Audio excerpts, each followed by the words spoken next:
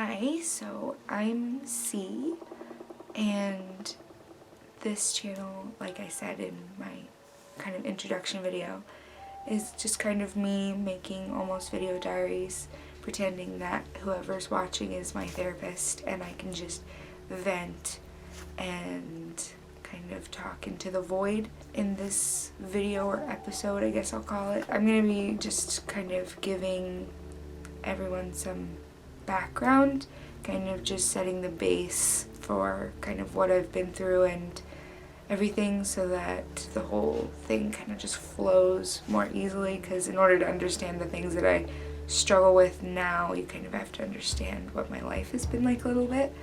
So in this video I'm going to be talking mostly about like my childhood and like things that happened to me that made a really big impact on kind of my mental state and everything like that going into my adult life. And yeah, this is kind of just introducing me in so much as I feel comfortable introducing myself. About my childhood, I don't really remember a lot of it. I would say I can't really remember around 70% of my life. I kind of just lost the memories one day. I don't really remember, can't pinpoint exactly when it happened. So I'm kind of just relating to you what I can recall. So like I said before, I'm going by C on this channel. I was born 21 years ago in South Africa. I wasn't really a child that they wanted to have. My mother wasn't supposed to get pregnant for health reasons. They didn't think she would be able to, but she did, and my dad really didn't want me, and my mom was afraid to have me, and in the end, I guess for some reason they decided to go through with it, and there I was. So that kind of start to my existence kind of has been a regular theme. When I was about 6 months old, my father got a job opportunity here in America. So he moved my mother and I here. My mother did not want to come to America. She did not want to leave her family and kind of everything that she knew, but this was what my father wanted, and she had me, obviously. So they decided to do that. For a long time, we lived kind of in the southern United States. Growing up, my father had a job where he worked a lot and he traveled a lot, so there would be very long periods of time where it was just my mother and I actually don't really remember my dad being in that much of my like young childhood years. It was mostly just me and my mom. My mom stayed home and my dad worked. My parents were extremely mentally abusive, emotionally abusive people, both of them. My mom was just not mentally well. Both my parents are mentally ill. They have a lot of issues, and that kind of was prevalent in my life. It affected my life growing up. My mom is kind of one of those people that, or one of those parents that I don't think that she ever really bonded with me. I don't think that she ever really loved me. I think that she thinks that she does, but in actuality, I don't think that she ever formed that with me. And since that was the only parent I had around most of the time in the early years of my life, from until the age of about 8, I didn't really get much like tenderness, much understanding. If I was upset, I wasn't consoled. There was no empathy that I received from my parents. My mother got angry very easily. Everything I kind of did wasn't good enough for her. My father was very mentally abusive and emotionally abusive to my mother, and I was kind of the punching bag for that, for both of them, really. I was kind of their punching bags for their problems with each other. I just remember kind of always feeling like an unnecessary person. I don't really think that my presence or my existence was ever necessary. I don't really feel like my parents, they didn't know what to do with me. They didn't know how to have a kid. They didn't intend to have a kid ever. And my mother obviously didn't know how to be a parent. My dad didn't know how to be a parent. My mother was very strict. Everything was wrong with her. She I never did anything right for her. Not so much in like school or things like that. It was more like in like behavior. So I was too annoying, or I was too loud, or I complained too much, or I was too sad, or I was too clingy, or kind of just things like that. That was what she had a problem with. She never really had a problem with my school performance or anything like that. It wasn't like she's trying to put pressure on me to be like a straight A student or anything like that. That kind of thing. It was mostly just like me as a person. I guess she just didn't like. So she would yell at me a lot, and we would fight a lot. And I just remember every time my dad went away, it felt like almost like a death sentence, if I'm being a little bit dramatic, because I knew it would just start all over again, you know, like all the things that she was unhappy about turned into things that she was unhappy about with me. And I got to hear about it. My parents fought a lot, obviously. I feel like everybody's parents do nowadays. You know, I kind of experienced that for a while there, until I was about 8 years old. They kind of kept it moderately well hidden.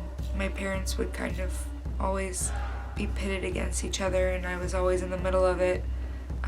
You know, classic toxic marriage stuff. When I was 8 years old, we moved house to a different part in the United States, and for about a year after that, my mom kind of got her own job, which she hadn't had before, and she was just kind of branching out. And turns out that my parents' marriage was in a lot of trouble. My mom was having affairs with multiple people.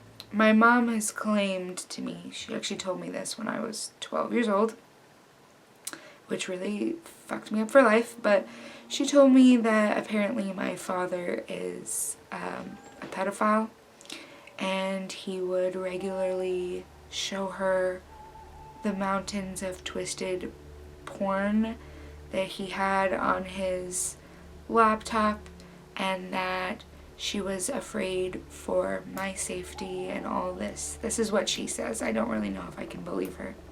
But they literally called the cops on each other.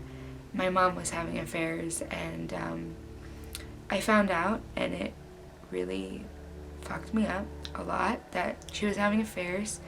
At first, I found out that they were getting a divorce when I was, this was in 2008, so I was like 8 or 9. I found out they were getting a divorce, and I thought that it was my dad's fault, because all I saw was my dad getting extremely, extremely angry with my mom because he had really, really bad anger issues. I never saw him lay a hand on her or anything, but he got very angry at both me and my mom. And when my dad got angry, he got like purple in the face, screaming so hard that he doesn't even sound like a person anymore, angry. And that's all I saw. All I knew at that point was that my dad was screaming at my mom all the time. So I took my mom's side because I thought that that was wrong, and I was afraid of my dad. My dad was so volatile and frightening that I lived with my mom. She moved out and got an apartment, and I lived with my mother. I was really afraid of my dad, and she reinforced that fear, you know, telling me, oh, you don't know what he's gonna do. She would let me know why she was doing this. She would tell me specifically. She would tell me, let me walk ahead of you when we walk up to our apartment, just in case your dad is waiting there, because I don't know what he's going to do.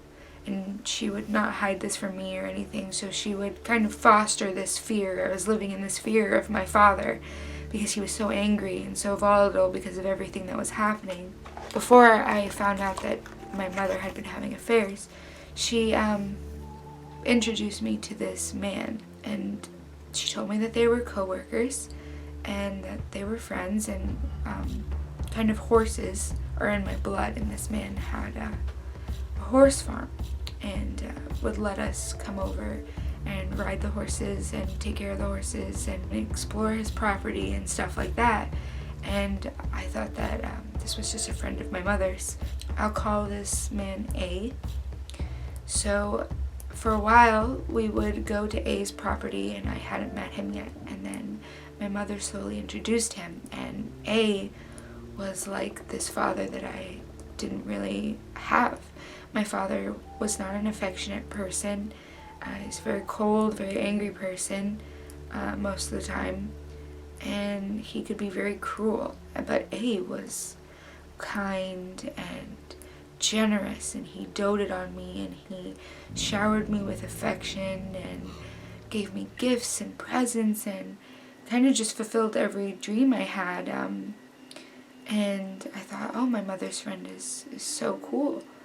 And more and more and more, he got more involved in our life, and he was always so kind to me. And then I found out that from my dad that she had been having affairs, and that A was one of the people that she had been having affairs with. I believe it was her most recent affair, and I believe that it had been going on for quite a while. Well, when I found out about this, I was pretty devastated, and really, it was really traumatic for me, because here this man that I had thought was kind of just like a family friend, someone that I had really kind of latched on to in like the difficult times of my parents going through this divorce, I found out that really he kind of made my mother dirty. Him and my mother were filthy with each other, and it really like affected me. I had been so sure that my father was to blame for everything, and now I'm finding out that all the stuff that my mom fed me, well, it really wasn't all that honest. And it felt like the world was just like shifted, like reality shifted. I didn't know what to believe, and it was just really devastating for me. I had a thing that I told my parents when I found out they were getting divorced. I was like, okay, I guess you're gonna get a divorce, I can't stop you, but the one thing I ask is that you just please don't get involved with anyone else. Don't date other people, at least for a long time. Meanwhile, it had been about 4 months since my parents announced that they were getting divorced, and my mom moved out, and I moved out with her. And then I find out that A and my mother had been having an affair. And then as soon as kind of I found out about it, all pretense was just forgotten. My mother was like, yeah, this is how it is. I'm with him. Deal with it. I don't care how you feel about it. It devastated me. It was way too soon. It was way too much for me to handle. Seeing my mother in another relationship with this man that I had trusted, but I found out that they had both been lying to me. But she kind of didn't care. And my mother kind of was so pitiful about the divorce and about the way my father had been treating her, and always confiding in me and showing me how devastated she was and how sad she was, and I felt that I had to take care of her. So I thought, okay, well, if this man will make my mother happy, then it doesn't matter how I feel about it. And so things continued on for a couple of months more, but now that all pretense was lost and A was thoroughly ingrained in our lives, coming over to the apartment every day, we would stay over at his house. I literally couldn't even sleep at night, or I was afraid to sleep when I knew that they were together, because I thought that they would be doing stuff when I was asleep, and I couldn't handle that. So I literally wouldn't sleep because I didn't want to give them the opportunity to be inappropriate with each other. Like, that was kind of the mindset I had going on. As kind of A had more influence in our lives and had more control over my mother and I. He started to change, only towards me. Towards my mother, he acted like, this loving, doting man that my mother was craving. But to me, he treated me like I was a pest, like a nuisance, like I was in the way, like I was an unnecessary person. And slowly but surely, he began to be extremely cruel to me. And I would tell my mother about it at first, but she would not listen to it at all. She would not. She would get angry with me if I told her about any of the things that he had been doing. It was mostly things that he would just say to me and how he would treat me. He treated me with extreme contempt that just got worse and worse and worse and worse until it was just full-blown kind of torment. I remember one specific instance where because my parents had split custody, so it was a lot of going back and forth from house to house, and I really hated it. And I remember saying to my mom, if I ever get divorced in the future, I would move right next door to my ex-husband, so that way my kid could just go back and forth and see whichever one of us they wanted whenever they wanted. And I didn't mean it as like a dig or anything. It was kind of just me talking about like the struggles and how I don't want to do that to my child in the future. I was about 9 years old. That was that. We pulled into the apartment. A was waiting for us there, and my mom went into her room, and I thought that, it was just an offhanded comment that I had made. In a few hours, A comes and drags me out of my room into my mother's bathroom, where she is hysterically crying, and he holds me there. He holds my arms behind my back and starts screaming at me while my mother is hysterically sobbing about how I did this to her, and I had no idea what he was talking about. Come to find out that that comment that I had made had upset her so much that she was naked in the bathroom with a towel around her, screaming and crying hysterically while this man held me against my will, telling me how I was a worthless daughter. How could I do this? How could I say this to my mother? Basically that I was ungrateful, and just telling me how worthless and horrible I was. I tried to get away because I kind of always knew, and I figured out early on in my life, that I have the intrinsic right as a person not to stay in a situation. I can leave. I can remove myself from the situation, and that's what I wanted to do. I wanted to leave. I wanted to remove myself, but he would not let me. He held me there with my arms behind my back while they both continued to scream at me about how worthless I was and what an ungrateful daughter I was and all this stuff. So that was kind of the environment that I was in 8 months after my parents had after they had split up and then they had gotten divorced. This all happened within a span of 8 months. My mom got remarried because she needed to be married to an American citizen in order to stay in the country where I was. So we moved in with A. That's probably like the marker of where my life just kind of fell apart. The abuse from A escalated. He hated me. I mean, he really hated me. I don't know what I ever really did to him or what exactly prompted it or when it started, but he hated me, and I knew he hated me. He hated my guts. I was competition for my mom's affections in his eyes, so he literally had a schedule. I could not see her between certain hours of the day. I was only allowed to see her for a certain amount of time a day. She would be locked in their bedroom for the times I couldn't see her, and no matter what I needed, I could not go and see her. If I tried to go see her for any reason, I was shooed away, told off, basically chased away. And my father was traveling a lot at this point, and they both conspired to make it so that I couldn't talk to my father either. So I had turned to my father during this time of A's abuse for him to rescue me, basically. This was like my only escape. The times where I could go to my dad's house were the only times I could get away from A, and I was living with them. So when I got to see my dad, it was like such a relief. I could finally get away from them. They wouldn't let me do that. I couldn't call him between certain hours of the day. I couldn't see him. He was traveling for work, so he wasn't there. So I was stuck on this farm in the middle of nowhere with just them. And my stepdad started to show his abuse to my mother as well. He would abuse her. I don't know all the particulars about that. I just know that what I would see was he would yell at her a lot, and he was very paranoid and suspicious about her and controlling. And I came to find out when I was a little bit older, when I was around like 11 or 12, that he would rape my mom and stuff like that. And so I was caught again into this chaos where they were fighting with each other, and I was the one that they both mutually took out all their frustration and anger on. With my stepdad, I genuinely think he derived pleasure from hurting me, from like mentally torturing me.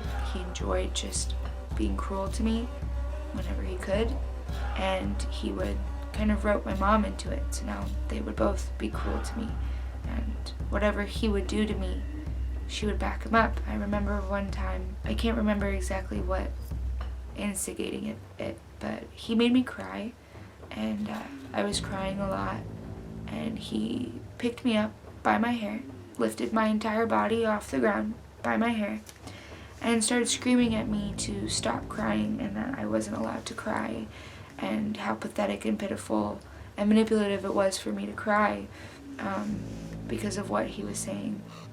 I can't remember exactly what that was, but and my mom was standing there, and I asked her to help me, and she ganged up on me with him and agreed with him, said I shouldn't be crying, was just kind of piled it on. Sorry that all the details are so vague, it's just I really blocked out a lot of this shit, I think, and it just got worse and worse and worse and worse, and I think a major turning point was they forced me to do a lot of chores on this farm. I had never lived on a farm, I had never done anything like this, so it was a lot of work for me. But they forced me to do it, and I didn't really know what I was doing, but I tried my best. I had no choice, otherwise I would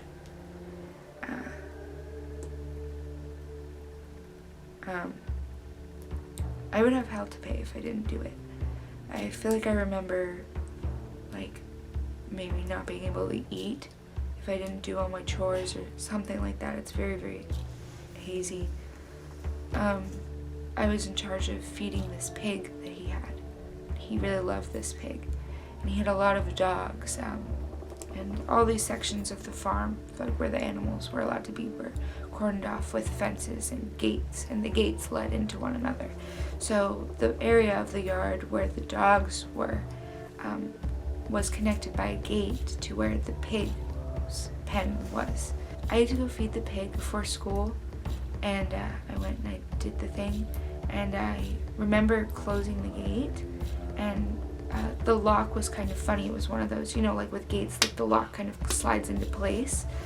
Well, it was kind of funky. Didn't always want to do it, so you had to be careful to make sure that the lock slid into place. Well, I guess apparently I thought I checked it, but I guess I didn't. That day I had a really big thing. I won an oratorical competition in my entire school, so I was one of the 2 people selected for my school to go represent like our school in the district for the oratorical contest. So I had this big speech at our local like education department. There were like over 100 people there, and it was a really big deal for me. It was like a big achievement. I was in the 5th grade, and came back, and I was literally sick to my stomach that entire time, because every time we had to go home to that house, it was hell on earth for me. And I come back, and I'm in the shower, and my mom bursts in. Apparently I had not closed the gate properly. The dogs had gotten into the pig's pen, and they had eaten the pig alive, which was devastating for me. I felt so much guilt about that. And A was livid with me. And this is where his hatred just ramped up to new degrees. They both absolutely tore me apart for this, telling me that I was to blame for this animal dying, that I basically have this animal's death on my hands. And I was absolutely devastated. It was like way too much for me to handle. There, his hatred just, I mean, it was extreme. This man hated my guts. Just a 9-year-old little girl in the 5th grade. Hated my guts. My mother and his relationship started to get worse and worse and worse. And she was afraid of him. We were both afraid of him. I remember one time they had a particularly bad argument, and I had to drag her as she was screaming hysterically, or crying hysterically, into my room. I had to move the dresser and stuff in front of my doors to keep him from getting in my room, because I was trying to protect her, because I thought he would kill her. And he took her car key so we couldn't leave. He hid on the property so we didn't know where he was, and I was basically in charge with trying to find some way to contact my father to get us help. I had to look for phones. I had to figure all that stuff out. I had to protect my mom and stuff. I was terrified. My mom couldn't do anything. She was hysterical. And I had to figure all that out. I had to find a way for us to get out of the house. My dad came and got us. We had to sneak out. We didn't know where he was, my stepfather, and we just heard him doing stuff around the property, watching us and stuff, and we were really afraid. My dad came to get us out of there, and then she decided to stay. And so that entire night, I thought that she was gonna get killed. And then the next day, everything was fine. Nothing had happened. She was on his side again, and that's how that continued for about a year. One day, my mom just pulled me aside and said, "I'm leaving. I'm going back to South Africa, and that's that. I'm getting away from him." And then 3 days later, she left, and that was that.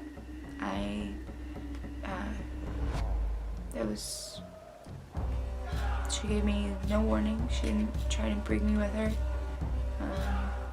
Yeah, so suddenly I was living with my dad, and my mom was gone. And this was the parent that I had spent most of my life with. Suddenly she just fucked off back to South Africa for about 6 months or so.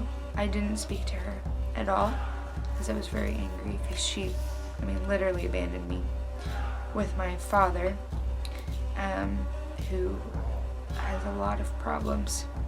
Even back then, he had a lot of problems. He was a very mentally abusive person, as she had told me multiple times. This is the person that she taught me to be afraid of, and that I had no choice but to turn to in the time when we were living with A. So she left me with my father, and I didn't speak to her for 6 months purposefully. I then find out that she's pregnant with my stepdad's son. Finding out about that was like finding out that you have a death sentence. I was in despair. I was 12 years old by this time. Because to me, I thought that it was just like concrete ties to that man. We could never get away from him now that my mother was pregnant with his child, even though she was in South Africa and had left him and was trying to get a divorce from him. This just meant that this man had to be in my life forever. This man that had tortured me. I could never get away from him. When I found out about that on Facebook, she messaged me on Facebook and told me that, I fell down to the ground and started screaming so badly for like hours that people came to our house. Our neighbors came to our house to see if there was something wrong with me. And I was gutted. And then some time passed, about another 6 months passed, so a year had passed since my mother had left. She had given birth to my little brother. We had made amends a little bit, her and I had decided to forgive her for everything that she did to me. So I decided to go to South Africa to visit her. And I met my little brother, and I just absolutely fell in love with him. He is the light of my life. And we have a 12-year age difference between us, so I kind of view him as like my own child. And instantly I bonded with him when I met him. At that time, my father was, I was living with him, and he was still very mentally abusive. He had very, very, very bad anger issues. He never kind of took it out on me physically or anything like that. The most that he had ever done physically was one time he threatened to strangle me. He acted like he was going to strangle me to death to try and get me to stop crying. Put his hands around my throat and all that. But it was mostly things like he would get so angry. I remember one time he got so angry with me because I was not doing very well on my homework that he got so angry that he thought he was having a heart attack. He had to be taken to the hospital, and the entire time he was telling me that if he died, it would be my fault because I made him so angry that he had a heart attack. He told me that I would be responsible for his death. Over and over, he told me that night that I'd be responsible for his death.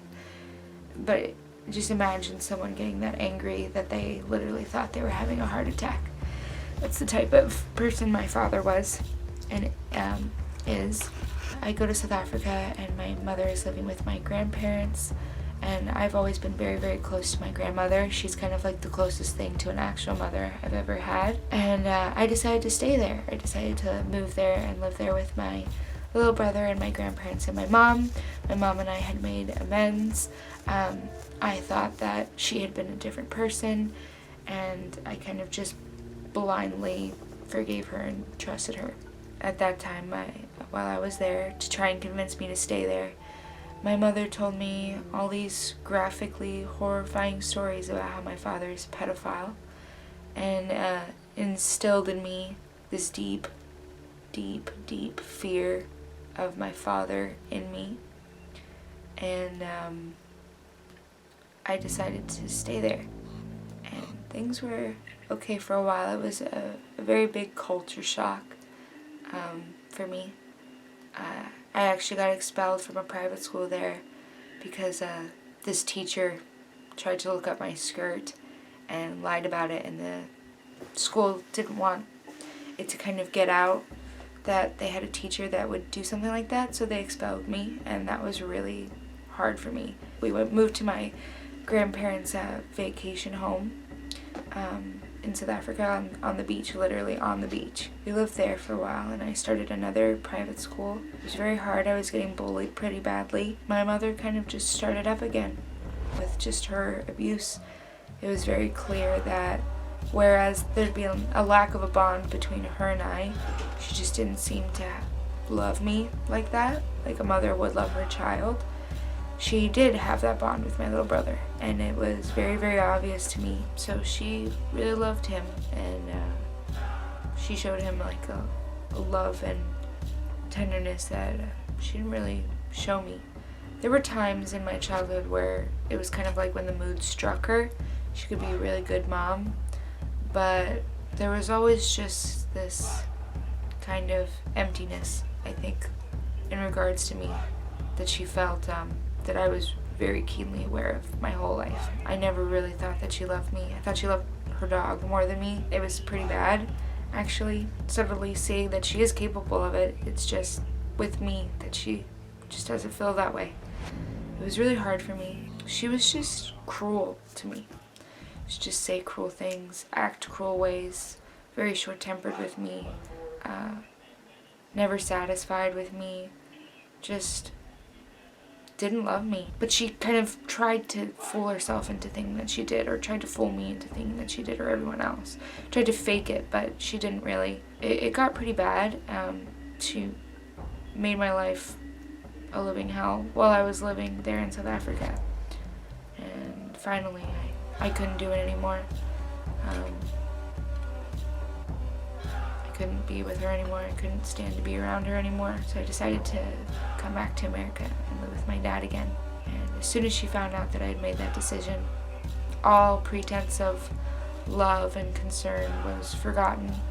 I was basically dead to her, and she kind of made that known. Around this time, I was 13 now. Around this time, I had begun to develop some health issues that still plague me to this day with my reproductive system. We didn't know what it was, and basically I get a reoccurring ovarian cyst, I think. So I get extreme, like debilitating, feels like I'm being stabbed with an ice pick in my right side, mostly my right side. So I had that, and it presents almost exactly like appendicitis symptoms for me. So at that time, that's what we thought it was. We thought it was appendicitis. So I remember one time, she was yelling at me and just very angry with me because I was leaving to move back to America. I suddenly collapsed in pain, and I was screaming on the floor, screaming in agony. And immediately both of our thoughts were appendicitis. My mom looked at me in the eyes as I was lying there screaming on the floor. Could have been dying for all we knew, and looked at me, said nothing as I was begging for help, and went to sleep and left me screaming there. My grandparents had to come and take me to the hospital because she wouldn't even look at me. She didn't care.